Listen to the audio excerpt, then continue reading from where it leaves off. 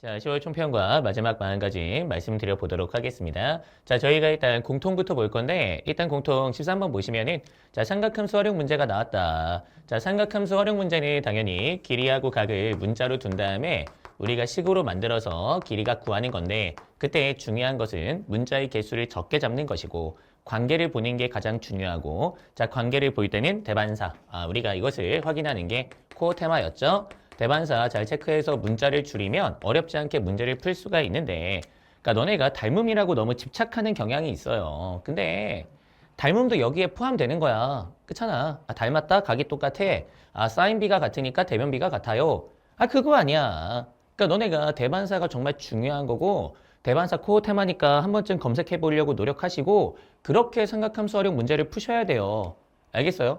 대반사 꼭 기억하자. 알겠지? 자, 그 다음에 14번은 당연히 식으로 가는 문제가 나왔는데, 물론 그래프로도 할 수 있죠. 근데 애초에 그래프가 반드시 필요한 건 방정식의 실근의 개수를 관찰할 때, 부등식의 성립 조건을 바라볼 때, 그리고 최대차수 보일 때, 그때가 무조건 그래프가 좀 필요한 상태고, 저희가 그 이외의 주제들은 식이 더 중요해요.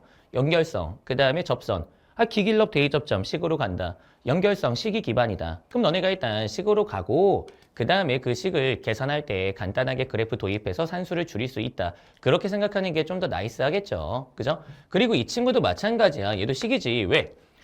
얘도 방부채가 아니야. 그러니까 너네가 방부채가 아닌 수투 문제를 봤을 때 너무 그래프에 집착하지 않아도 괜찮아요. 물론 그래프 그릴 수 있어. 보조적으로 그릴 수 있는데 그건 어디까지나 보조적인 거고 문제를 푸는 메인은 식이 될 거라는 거야. 이것도 당연히 뭐예요? 의심점 자체를 너네가 문자로 둔 다음에 식으로 관찰하면 금방 풀어. 근데 이제 fx 더하기 x랑 2fx를 그린 다음에 말이나 됩니까 그게? 그러니까 너네가 어떤 건 식으로 가는지 어떤 건 그래프로 가는지 구분이 어렵지 않거든? 방부채. 방부채만 너네가 살펴보면 되는 거 아니야. 그러니까 너네가 항상 내가 수투 문제가 있어. 그래프 그렇게 생각하는 게 아니고 판단 기준이 있으니까 우리가 판단 기준에 맞춰서 방향성을 잡는 게 중요하겠죠. 물론 태세 전환도 항상 준비하고 있어야 돼. 그지? 근데 이거 두 문제는 식이 확실해요. 그러니까 식으로 가고 그래프 보조적으로 쓰고 이 친구는 그래프로 계산을 좀 줄일 수 있는 거고 이 친구는 저희가 상황을 정확하게 판단하기 위해서 마지막에 선택하는 과정에서 그림을 그려볼 수 있는 거죠. 그죠? 그러니까 그 정도로 쓰는 거지 메인 역할이 아니야. 알겠지? 자, 그 다음에 15번이 점화식인데 뭐 그냥 하면 돼요. 알겠죠? 그래서 우리가 이제 앞으로 이제 가니까 케이스가 좀 있고요. 성실하게 가시면 정답이 나온다. 그러니까 이런 문제는 약간 주는 문제야. 그쵸? 점화식은 뭐 특별하게 문제가 나오는 경우가 없잖아. 그러니까 이런 건 좀 편안하게 맞출 수 있게 좀 자신감을 갖고 있는 게 중요하고 나열할 수 있어. 그지? 할 수 있으니까 천천히 차근히 나열하시면 돼요. 알겠죠? 그 다음에 이제 20번이 그나마 조금 어려웠을 수 있을까? 근데 이제 이것도 좀 뻔한 게 우리가 fx를 이제 구해야 되겠죠? 근데 그것을 너네가 판단하는 게 중요해. 그래서 우리 이렇게 적분 문제가 있을 때는 네 가지가 있다는 거 알고 있잖아요. 그죠? 우리가 애초에 fx식을 알고 있어. 직접 적분할 수 있고 자, 그 다음에 주기대칭 성질 이용해서 값만 구할 수 있고 자, 그 다음에 항등식이나 아니면은 기존의 적분을 이용해서 값만 구할 수 있다. 그래서 이렇게 적분 값만 구하는 문제도 있죠. 자, 근데 이거 두 개가 안 된단 말이야. 자, 그렇기 때문에 함수 구하기로 가는 거지. 내가 함수 구한다면 뭔데? 미정계수 구하기 아니면 생성인데 생성이구나. 이렇게 간단하게 선택할 수 있으니까 방향을 잡은 다음에 항등식을 봐. 수학이 약한 친구들은 항등식 먼저 보잖아. 제발 그러지 마세요. 알겠지? 조건을 사용하는 방식은 정말 다양해. 너네가 방향을 잡지 않고 조건을 보시면은 문제를 맞힐 수가 없고요.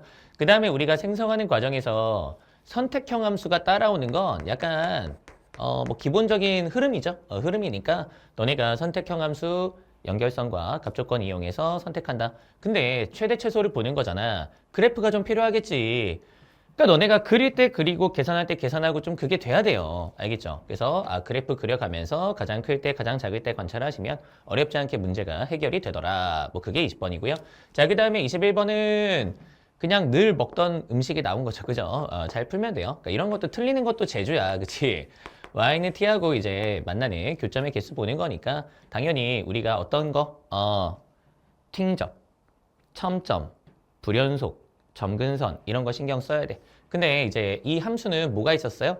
점근선하고 불연속점이 있었죠. 그런 거 너네가 이제 신경 쓰면 되는데 우리가 왼쪽의 함수하고 오른쪽의 함수가 둘 다 움직일 수 있어요. 둘 다 동시에 움직이면 돼? 안 돼? 안 되지.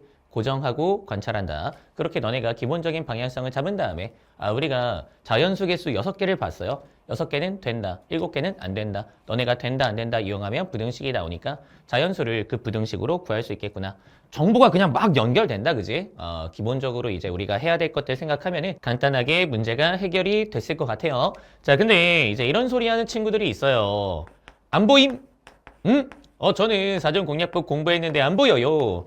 안 보인다는 건 왜 그럴 것 같아요? 이유가 하나밖에 없어요. 안 외워서. 이게 그냥 유일한 이유야. 너네 공부할 때 착각하면 안 돼. 책 보면 다 아는 거야. 그건 기본이지. 안 보고도 다 기억할 수 있어야 제대로 공부가 된 거고요. 그게 암기가 된 거야. 근데 많은 친구들이 그냥 책 보면서 나 이거 알아, 나 이거 알아. 나는 사공법 다 아는데 왜 적용이 안 되지? 이러고 있다니까. 그건 좀 잘못됐어요. 좀 잘못됐어. 알겠지? 너네가 문제 경험치가 적어서 그딴 것도 아니에요. 사전 공략법만큼 중킬러 문제가 많이 들어가 있고 다양한 상황에 들어간 책이 뭐가 있어? 외부 문항 질문하는 친구들은 알 거야. 너네가 외부 문항 질문하면 제가 사전 공략법의 이 문제랑 똑같습니다 라고 답변 달아드리잖아. 너네가 실제로 그 문제 보면 어때요? 똑같죠? 새로울 거 없잖아. 그지? 그러니까 너네가 단단하게 기억하면 그만큼 보이게 되는 거야. 그래서 가끔 그런 친구들이 있어요. 처음에는 안 보였는데 이제 보여요. 암기가 되셔서 보이는 거예요. 암기가 되셔서. 알겠어요? 반복하고 반복하고 또 반복하면서 단단하게 외우는 게 제일 중요하고 그게 너네가 마지막에 해야 되는 공부예요. 아시겠어? 그래서 우리가 이렇게 정확하게 좀 외웠으면 좋겠다. 그 말씀을 좀 드려볼게요. 자, 22번은 저희가 체크포인트 모의고사에 비슷한 문제가 있더라. 그죠? 너네가 이제 그렇게 하고 그렇게 하고 그렇게 하고 그 모의고사 문제랑 비교하면서 이런 식의 이제 미분 가능성 관찰도 가능하구나 하는 것 정도는 공부했으면 좋겠어요. 알겠지? 자, 여기까지가 공통이었고요. 자, 그 다음에 선택으로 가면은 미적분은 뭐 특별한 문제가 없었다. 그죠? 28번은 6월 모의고사 문제 조금 변형해서 출제한 거다. 거기에 극한의 연산을 조금 더한 거죠. 자, 우리 극한의 연산은 6가지 방식이 있는데 당연히 샌드위치 정리가 있다는 것 정도도 기억을 할 필요가 있을 것 같아요. 그리고 저희가 사전공략법 수열의 극한에서 샌드위치 이용해서 시그마 극한값 구하는 문제 풀어본 적이 있다 없다? 있다. 그러니까 너네가 그런 부분이 있다는 것 정도는 당연히 머릿속에다가 넣어놓고 있었어야 되는데 근데 이제 본인들이 수열의 극한을 안 봐요. 그래 놓고 이렇게 계산하는 거 본 적이 없다고 하면 제가 할 말이 없어요, 친구들아. 그러니까 너네가 꼼꼼하게 다 공부하는 게 되게 중요해요. 그냥 이건 안 나올 것 같고 저건 안 나올 것 같고 이건 잘하는 것 같고 너네 시험 많이 봤잖아. 그런 거 못 느껴봤어요? 공부를 대충 하면 그 대충한 부분에서 꼭 시험 문제가 나와. 정말 놀랍죠? 정말 놀랍거든. 그러니까 너네 뭐 안 나올 것 같고 어떨 것 같고 물론 정시간이 없으면은 뭐 그렇게 제끼는 부분이 있을 수도 있겠지만 웬만하면 한 번은 다 공부하는 게 맞아요. 알겠지? 자, 그 다음에 너네가 29번은 틀리면 뭐 좀 그렇죠? 일단 미분법 문제인 거는 보자마자 알아야 돼. 문제 목적만 보면 확인할 수 있잖아. 자, 그러면 너네가 기길럽 대입접점으로 항등식을 제작한다는 것도 알고 있죠? 근데 만난데 뭐 교점 가지고 너네가 대입해서 항등식 생성하시면 끝나는 문제고요. 뭐 대입하고 미분 대입하시면 답이 나오게 되더라. 뭐 변수 설정도 없으니까 간단하게 처리가 좀 되는 것 같아요. 자, 그 다음에 30번은 변곡점이죠. 이거 보자마자 변곡점인 거 알아야 돼. 그지? 그래서 우리가 0에서 변곡점이 있다는 거 알고 있으니까 계산해서 산수하면 정답이 나올 거고요. 제가 봤을 때 공통보다 이게 더 쉬워요. 그러니까 너네가 진짜 시험을 제대로 운용했다면 제가 봤을 때 22번이나 20번보다 이걸 먼저 푼 사람이 제대로 공부한 사람이야. 그게 제대로 공부한 사람이야. 문제를 정확하게 판단할 수 있는 눈을 갖춘 사람이야. 그렇게 문제를 객관적으로 보려고 노력해야지. 미적분이니까 나중에 풀어야지. 그렇게 너네가 생각하시면은 시험 제대로 잘 보기가 힘들어요. 문제를 그냥 번호로 판단하는 바보가 어디 있어요? 왜 바보야? 판단을 왜 남한테 맡겨? 네가 판단해야지. 네가 시험 보고 있는데 네가 쉬운 게 중요한 거 아니야? 네가 쉬운 걸 찾아서 먼저 푸는 게 시험의 기본이야. 그러니까 그런 판단 자체를 남한테 맡기지 말란 말이야. 너가 주인공이 돼서 시험을 보는 것이다. 사전공략법의 선택도 네가 하는 거고요. 이런 문제의 난이도의 판단도 너가 하는 거야. 알겠어? 너가 주인공이 되는 훈련을 하시는 게 마지막에 또 중요해요. 알겠지? 자, 그 다음에 기하가 좀 어렵더라.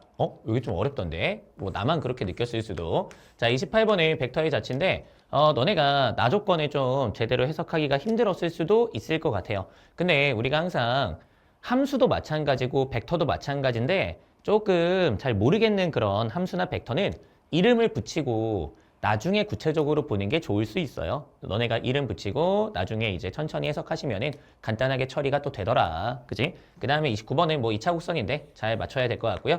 자, 그 다음에 30번 얘가 좀 이제 난이도가 있었다. 근데 뭐 사람에 따라 다를 수 있죠. 그죠? 근데 이렇게 난이도가 높은 문제는 미적이든 기하든 확통이든 공통이든 목적을 잘 보셔야 돼요. 목적을 봐야 방향이 잡혀. 쉬운 문제는 그냥 대충 풀어. 이런 거 검색하고서 그냥 빨리빨리 풀어. 15번도 마찬가지야. 아니, 저마식이 뭐가 있겠어. 물론 내가 알던 대로 나열했는데 안 되면 그때 이제 태세 전환해서 일반적인 방식을 생각할 필요가 있겠지만 우리가 이런 건 사실 그냥 하면 되잖아요. 그죠? 근데 이런 문제는 방향성을 잡아야 되기 때문에 목적을 먼저 보셔야 돼. 얘도 마찬가지죠. 30번이 너네가 되게 어렵게 느껴졌다면 뭐 구하는 거지? 그거부터 봐야 되는 거야. 근데 우리가 최대 최소를 구한데 최대 최소는 단면에서 구한다는 게 널리 알려져 있어요. 그 다음에 구도 마찬가지죠. 너네가 구를 입체로 볼 수 있어요? 시험지에서? 어떻게 입체로 봐? 이거 단면화야. 그럼 너네가 어느 단면을 봐야 될까?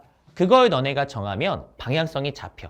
그쵸? 그래서 이 단면화를 생각으로 방향을 잡으면은 해야 될 게 나온다. 그럼 해야 될 게 나오면 그때부터는 하나씩 하나씩 하던 대로 문제 풀면 되거든. 이런 식으로 너네가 어려운 문제는 항상 목적을 정확하게 인지하고 목적을 분석하고 방향을 잡는 게 중요하다는 거 꼭 생각하셔야 돼요. 사실 모든 문제가 목적이 중요하긴 한데 뭐 저희가 9번, 10번 풀면서 목적 생각하기에는 시간이 조금 그죠? 그러니까 그런 거는 편하게 풀고 어려운데? 하면은 문제 마지막부터 분석하는 훈련이 좀 필요해요. 자, 그 다음에 확통은 뭐 그냥 뭐 나왔어요. 그래서 28번, 자, 29번, 30번이 있는데 자, 일단 28번은 뭐 그냥 하면 되고 29번은 중복조합 문제가 나왔거든. 근데 우리가 중복조합 길찾기로 좀 처리할 수 있단 말이야. 그런 걸 너네가 잘 적용했으면은 간단하게 풀었을 것 같아요. 자, 그 다음에 30번은 뭐 조건부 확률인데 저희가 이것도 독립시행으로 조건부 확률 구할 수 있다. 이 정도 보시면 되고요. 독립시행의 가장 기본 개별 확률 곱하기 나열수 이 정도만 너네가 알고 있었다면 간단하게 정답까지 갈 수 있었을 것 같아요. 그래서 통계는 좀 주는 문제잖아. 통계는 유형이 좀 정해져 있으니까 너네가 수학이 좀 약하시면 통계 공부를 마지막에 열심히 하시는 게 좋을 수 있죠. 어차피 문제가 제한되게 출제가 되기 때문에 뭐 너네가 늘 보던 문제가 나올 가능성이 높다는 거 생각하고 들어가시면 좋을 것 같아요. 자, 이렇게 해서 이제 한번 시험에 대해서 얘기해 봤는데 뭐 특별하게 막 와 새롭다 뭐 이런 문제는 당연히 없죠. 제가 그런 문제를 못 본 지가 뭐 그래요. 그죠? 그러니까 새로운 문제가 나오는 게 말이 안 되는 게 애초에 고등학교 수학이 요만큼밖에 범위가 안 되는데 어떻게 새로운 문제가 나올 수 있겠어요? 새로운 문제라는 건 없어. 네가 공부가 안 돼 있는 것뿐이지. 그지? 그래서 우리가 마지막에 어떻게 마무리하는 게 되게 중요하겠어요. 그렇습니다. 제가 항상 시험 보면서 느끼는 건 한 것만 제대로 알면은 결과는 따라온다 이거야. 응? 그거는 제가 시험을 너네보다 훨씬 더 많이 봤고 잘 봤겠죠, 그죠? 잘 봤으니까 맞거든, 맞는데 근데 이 제대로 안다의 기준이 좀 달라요. 그러니까 나랑 너랑 제대로 안다의 기준이 다르다고. 제가 말하는 제대로 안다는 건 이런 거야. 자, 눈을 감아. 그리고 머릿속에 책을 떠올려. 그러면 맨 처음부터 제일 마지막까지 문제 배치까지도 다 생각이 나는 그런 상태가 제대로 공부했다라는 거야. 알겠어요? 너네는 그냥 책 펼쳐서 보면서 나 이거 알아, 나 이거 알아, 나 이거 알아, 나 이거 안다 이렇게 생각하잖아. 그건 공부의 시작이에요, 시작. 너네가 공부를 제대로 한다는 건 그 시작 단계에서 반복을 통해서 그 책 자체를 통짜바리로 외울 수 있는 상태까지 가는 게 공부지. 그냥 그 책 보면 아는 건 누구나 다 달성할 수 있는 기초 단계야. 응? 사전공략법도 마찬가지야. 사전공략법 수강한 대다수의 학생들이 어떻게 공부하는 줄 알아요? 그냥 강의 한번 들어. 그 다음에 이제 끝내. 그리고 다른 문제 풀러 가. 생각이나 나겠냐고 얘들아. 그리고 제가 강의 중에 그 책에 적혀 있는 걸 다 말해주지 않기 때문에 너네가 교재도 읽어봐야 돼요. 꼼꼼하게 보면은 그 문장 하나하나가 다르게 느껴진단 말이야. 근데 그런 거 안 함. 제가 괜히 공부법 특강에서 사전공략법 30번 보라고 말하는 게 아니에요.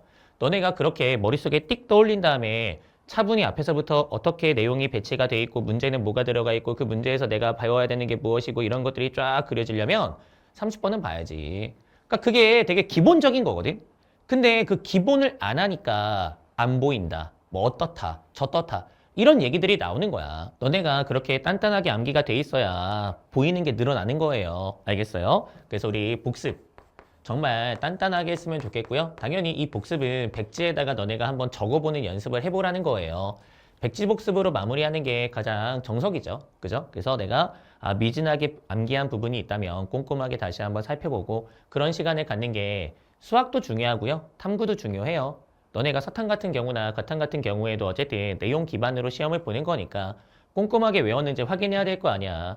지구과학 한번 백지복습 해봐. 그럼 본인이 내가 이걸 몰랐네 하는 부분들이 막 발견이 돼요. 그걸로 너네가 빈틈을 찾는 거야. 아시겠어요? 내가 제대로 된 책 한 권이 있다면 그걸 기반으로 해서 백지복습하면서 꼼꼼하게 마무리하는 게 기본이죠. 기본. 그렇게 빈틈 찾고 빈틈 메우고. 알겠지? 자, 그 다음에 너네 일단 그렇게 복습하는 과정에서 관점도 잘 가져가야 돼. 그래서 제가 피날레 수업 보라고 이제 말씀도 드렸잖아요. 왜냐면 사전공략법을 공부하는 좀 중하위권 친구들, 그러니까 스타터 포함해서 좀 중하위권 친구들은 그 책을 보면서 이게 법전인 줄 알아. 그래서 이거를 이제 어기면은 사형당하는 줄 아는데 아니에요. 아니고요. 이럴 수 있고 저럴 수 있다를 배우는 거야. 그러니까 학생들이 그걸 납득하지 못해요. 제가 한번 예를 들어 볼게. 자, 사전공략법에 문자 설정하는 파트에 이런 문장이 있어요. 첫 번째, 구하고자 하는 것을 문자로 놓을 수 있다. 자, 그 다음에 두 번째, 내가 쉬발이 있으면은 자, 쉬발에 해당하는 것을 문자로 놓는 게 좋다. 이렇게 적혀 있단 말이야. 학생들은 이게 모순이라고 생각을 해. 구하는 거 문자로 넣어야 된다며. 근데 왜 갑자기 쉬발을 문자로 놔? 이렇게 생각한단 말이야. 근데 할 수 있다잖아요. 문제에 따라서 너네가 선택하는 거야. 구하고자 하는 걸 문자로 놓는 경우도 있고요. 쉬발을 문자로 놓는 경우도 있겠죠. 그러면 당연히 제가 그것에 대해서 설명을 하겠어요? 안 하겠어요? 하겠죠. 우리가 쉬운 문제가 있어. 자, 삼각함수 활용을 한번 예로 들어볼까? 쉬운 문제는 삼각형이 한 개만 있을 거야. 그럼 너네가 이걸 구하고 싶어. 그러면 그냥 이거 문자 두시고 식 만드시면 답 나와요. 근데 우리가 고난도 삼각함수 활용 문제는 당연히 어때요? 삼각형이 여러 개 있어요. 이런 경우에는 구하고자 하는 부분을 바로 문자로 둔다 한들 식이 나와 안 나와? 식이 안 나와. 그렇기 때문에 쉬바를 먼저 문자로 두고 너네가 여기에서부터 쉬바를 구한 다음에 정보를 넘겨서 그 다음에 구하고자 하는 걸 문자로 놓고 그 다음에 다시 한번 식을 만들어야 답이 나오잖아. 그러니까 우리가 그렇게 상황별로 선택하는 거야. 선택. 알겠어요? 너네가 그래프도 마찬가지야. 식이냐 그래프냐 선택하는 거야. 근데 당연히 아무렇게나 선택하면 안 되잖아. 그래서 저희가 가이드를 배우는 거 아니에요? 연결성 같은 경우에는 식이 기본이니까 너네가 문자 설정해서 식으로 가는 게 기본. 근데 그게 안 된다면 그래프로 볼 수 있고 그래프 표현이 정해져 있으니까 그런 그래프 표현을 좀 생각하면 저희가 쉽게 판단할 수 있다. 뭐 이런 것들을 공부하는 거 아니야. 할 수 있다를 공부하는 거고요. 그 할 수 있는 것 중에 너네가 고르는 거고요. 그 고르는 기준을 우리가 이제 사전공략법에서 어느 정도 배우는 것 뿐인 거야. 그죠? 그거 너네가 배타적으로 고르는 게 아니고 그럴 수 있는데 거기서 합리적으로 고르는 거예요. 그죠? 그래서 그런 좋은 관점을 갖고 너네가 단단하게 복습하시면 사전공략법이 빛나게 될 수 있겠지. 그지? 근데 이런 부분들을 많이 놓치고 있더라고. 근데 그럴 수 있어. 초보자는 어쨌든 수학에 매몰되게 되어 있어요. 응? 그러니까 수학 시험을 되게 잘 보는 사람들은 아마 느낄 거야. 수학은 비중이 한 요만큼이고 그 다음에 그걸 사용하는 내 태도가 이만큼의 비중을 차지하는 거구나. 그걸 너네가 느낄 텐데 아무래도 이제 성적대가 좀 낮은 한 2등급 이하 친구들은 수학도 버거워. 그러니까 이제 자기의 태도를 바라보지 못하는 게 정상일 수 있거든. 근데 마지막에는 본인의 태도를 다시 한번 재정립할 필요가 있고 관점을 볼 필요가 있으니까 너네가 관점을 다시 한번 재정립하시고 그 다음에 복습하시는 게 되게 중요하죠. 그래서 제가 진짜 깜짝깜짝 놀라요. 제가 강의하면서 사실 사전공략법 강의를 너네가 들어보시면은 수학에 대해서 얘기하는 시간도 있지만 어떻게 생각해야 한다를 더 많이 얘기하거든. 근데 그게 안 들리나 봐. 귀를 받고 있나요? 그죠? 안 들리나 봐. 그래서 야 이거 한 번에 고르는 거 아니야. 절대 아니고 동시에 쫙 가는 거고 뭐 양자 중첩이니 나발이니 막 강의 중에 뭐 그런 소리 엄청 해주잖아. 근데 그걸 애들은 쓸데없다고 생각을 하는 것 같아요. 그게 본체인데. 그게 본체야. 응? 너네가 그 태도와 관점을 갖고 있지 못하기 때문에 수학 문제를 풀 때 답답하게 느껴지는 거거든. 이 문제는 왜 이렇게 풀었는데 저 문제는 왜 이렇게 푸는 거야? 그 답답함의 근원은 너네의 캐주얼하지 못한 마인드, 선택할 수 있다는 그 기본적인 수학의 해법, 이런 걸 너네가 몰라서 그런 거야. 그런 부분들을 한번 다잡고 그 다음에 복습하면 훨씬 더 효과가 좋을 수 있고, 이런 부분은 피날레 통해서 좀 메우라고 말씀드렸으니까 뭐 제가 책 사라고 말하는 것도 아니야. 책 안 사고 1에서부터 4강만 봐도 되거든. 그러니까 너네가 그 앞부분만 좀 봐서 관점 재정립하고 그 다음에 복습하시면은 훨씬 더 의미 있는 복습이 될 겁니다. 물론 책을 사주면 더 좋다. 아이고, 장난이고. 자, 그 다음에 너네가 이제 제일 중요한 얘기가 이거일 수도 있는데, 여러분들 포기하지 않는 게 되게 중요해요. 그러니까 제가 요즘에 그 학생들을 보면은 그냥 너무 쉽게 포기해. 그러니까 안 될 것 같으면은 안 한다. 그러니까 이걸 이제 기본 전제로 가져가고 있거든. 근데 그러면 인생에 나가서 할 수 있는 게 없어요. 여러분들 이거는 진짜 놀라운 얘기겠지만 수능이 제일 쉬워. 수능이 제일 쉬워. 인생에서 수능보다 쉬운 건 사실 없다고 전 생각하거든. 왜냐면 어쨌든 시험 준비할 때 부모님이 도와주잖아요. 그죠? 그리고 모두가 다 같이 수능을 보기 때문에 외롭지 않아. 힘들지 않아. 같이 하는 사람들이 어쨌든 있잖아.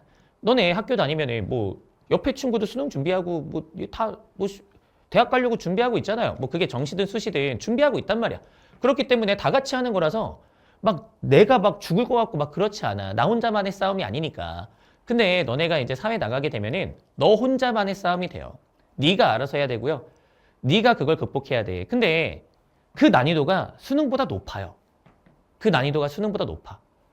상황은 더 안 좋아지는데 난이도가 올라가. 그러면 너네가 어떤 생각이 드냐면 지금부터 그렇게 쉽게 포기하면 나중에 사회 나갔을 때 시도조차 못해요. 시도조차. 그래서 그냥 취직도 하기 싫고, 하기 싫은 게 아니지. 못 하겠는 거지. 너무 무서운 거야. 그래서 그냥 방구석에 있고 그냥 그렇게 살아가는 친구들이 요즘에 되게 많아. 너네가 그렇게 지금부터 쉽게 포기해 버리니까 나중에도 그냥 계속 포기한 상태로 살게 되는 거거든.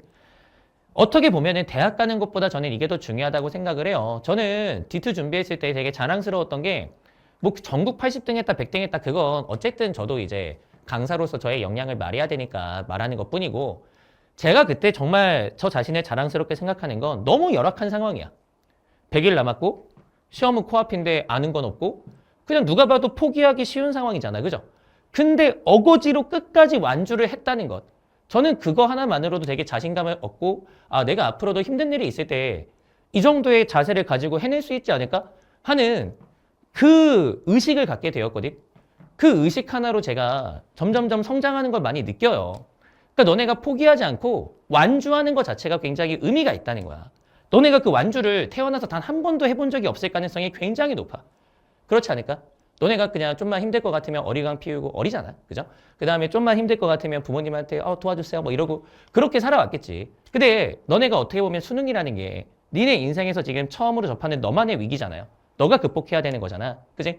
그런 위기를 극복은 못하더라도 끝까지 맞서 싸워봤으면 좋겠어요. 그렇게 너네가 진짜 어른이 될 수 있을 거야. 알겠어요? 완주해 봤으면 좋겠다. 이런 말씀을 드려보고 싶습니다. 그죠? 그리고 수능 끝나면은 로키라는 영화도 한번 보세요. 로키 1편. 1980년인가? 뭐 그때 나왔으니까 엄청 옛날 거지만 이 완주의 의미가 좀 거기에서 저는 되게 크게 다가왔거든. 뭐냐면은 주인공이 있어. 그 권투 선수인데 근데 무명복서야. 근데 얘가 이제 뭐 어떤 그런 기회로 세계 챔피언하고 이제 경기를 하게 됐어요. 그럼 당연히 지겠죠. 이길 가능성이 거의 없잖아. 근데 엄청 노력 많이 한단 말이야. 막 준비를 열심히 해. 그러면서 이제 뭐라고 얘기하냐면 이길 자신은 없다. 근데 자기가 15라운드까지 버티면은 여태까지 쓸모없는 인생이 좀 바뀔 수 있지 않을까 이런 얘기 하더라고. 그걸 이제 목표로 막 열심히 노력하면서 나는 끝까지 한번 버텨보겠다 생각으로 이제 시합을 해요. 그리고 이제 막 열심히 이제 막 쳐맞아. 그러고 나서 이제 15라운드가 끝나. 그때 이 주인공이 갖는 자세가 전 너무 멋있었어. 물론 영화니까 뭐 실제는 아니지만 승패에 관심이 없어. 관심이 없고 이미 이긴 사람처럼 환호를 하고 있는 거야. 와, 해냈다. 그러니까 저는 그 모습을 보면서 이게 우리가 좀 살아갈 때 좀 필요한 모습이지 않을까. 결과야 우리가 어떻게 할 수 없는 부분이 더 커요. 너네도 알고 있겠죠. 우리가 노력한다고 다 서울대 가는 거 아니고 우리가 노력한다고 다 떼돈 버는 건 아니야. 너무 당연하죠. 그렇다 하더라도 그 노력이 쓸모없는 걸까? 저는 그렇게 생각하지 않거든. 그지? 그렇게 또 노력하다 보면 그런 기회들이 생기는 거고요. 그러니까 너네가 승리자가 되겠다. 뭐 그런 생각을 갖는 것도 되게 좋겠지만 끝까지 버티면서 내가 할 수 있는 건 다 해보겠다 하는 마음으로 한번 시험을 준비하시는 것도 굉장히 의미가 있을 수 있다. 이 말씀을 좀 드리고 싶어요. 추천 영화니까 수능 끝나고 한번 보세요. 알겠죠? 음악이 좋다. 빠밤빰, 그거 알죠? 그죠? 그거부터 시작해서 음악이 베리 나이스하다는 것도 한번 참고하시고 남은 기간 좀 제대로 이제 마무리하시면 좋겠다. 그런 말씀 드려보고 싶어요. 그래서 잘하는 친구는 방심하지 않고 끝까지 완주하기. 그 다음에 실력이 조금 부족한 친구들은 30일 남았는데 뭐가 달라지겠어? 하면서 이제 공부 때려치지 마시고 끝까지 한번 자기 실력을 발전시키기 위해 노력해보고 그 와중에 기적이라는 것도 생기고 성적 향상도 생기겠죠. 이 수능이 대단한 시험이 아니기 때문에 의외로 점수 변폭이 되게 커요. 갑자기 점수가 슝 하고 올라가는 경우도 분명히 있단 말이야. 그죠? 그러니까 끝까지 완주하면서 후회 남기지 않고 그렇게 너네가 수험생활 마무리했으면 좋겠습니다. 자, 여기까지 강민구였어요.